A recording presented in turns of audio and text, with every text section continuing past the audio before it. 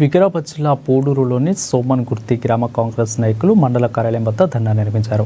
ఆర్వూ రామచంద్ర అధికారిని సస్పెండ్ చేయాలని డిమాండ్ చేస్తూ ధర్నా నిర్వహించారు. నిన్న కౌంటింగ్ సమయంలో 32 ఓట్లతో ప్రత్యర్థి బీఆర్ఎస్ పార్టీ అభ్యర్థి విజయం సాధించారు. 32 ఓట్లు తమవికి ప్రత్యేక అధికారిని చెప్పిన ఓట్లు దొంగిలించారని ఆరోపించారు. ప్రత్యేక అధికారిని అంటూ అజ్ఞాత వ్యక్తి కౌంటింగ్ టేబుల్పై కూర్చున్నాడని, అతనితో ఆరో అధికారి సహకరించారని ఆరోపణలు చేశారు. ఓట్ల లెక్కింపులో తేడాలు వచ్చాయని తిరిగి రీకౌంటింగ్ చేయాలని డిమాండ్ చేశారు. మా ఊర్లో ఉన్న నాయకులతో ముందు మాట్లాడుకొని ఇది ప్రీ ప్లాన్డ్గా చేసినట్టు మాకు క్లారిటీగా అర్థమైంది సార్. తర్వాత ఎందుకంటే ప్రీ ప్లాన్డ్గా ఇప్పుడు ఆర్ఓ గారు ప్రీ ప్లాన్డ్గా ఇప్పుడు ఒక ఎవరో అన్నోన్ పర్సన్ వచ్చి ఆఫీసర్గా వచ్చిందని చెప్తే రిసీవ్ చేసుకోవడం అది కరెక్ట్ కాదు సార్. 100% అది ఆర్ఓ గారికి తెలుస్తుంది. మాకున్న ఆఫీసర్ ఎవరు, ఆయన వస్తే నిజంగానే ఆఫీసరా కాదా అనేది ఆయనకు 100% తెలుస్తుంది సార్.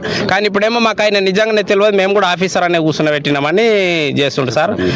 ఇదంతా సార్ ఈ ఓట్ల లెక్కింపులో ఏమన్నా మిస్టేక్లు చేసి ఉంటారని మా అనుమానం సార్. ఎందుకంటే ఆ వచ్చిన పర్సన్ మేము ఎవరం లేకముందు కూడా మా బ్యాలెట్ బాక్స్ లోపల చేసినాక కూడా ఆయన 2-3 గంటలు లోపల ఉన్నాడు సార్. ఇప్పుడు వార్డు మెంబర్స్ అయిపోయినాక 10-15 నిమిషాలు కౌంటింగ్కు సర్పంచ్ని పిలిచే లోపు కూడా అతనే లోపల ఉన్నాడు సార్.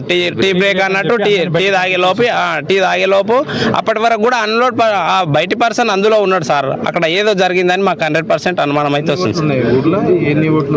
1321 పోలైనవి సార్ మాకు.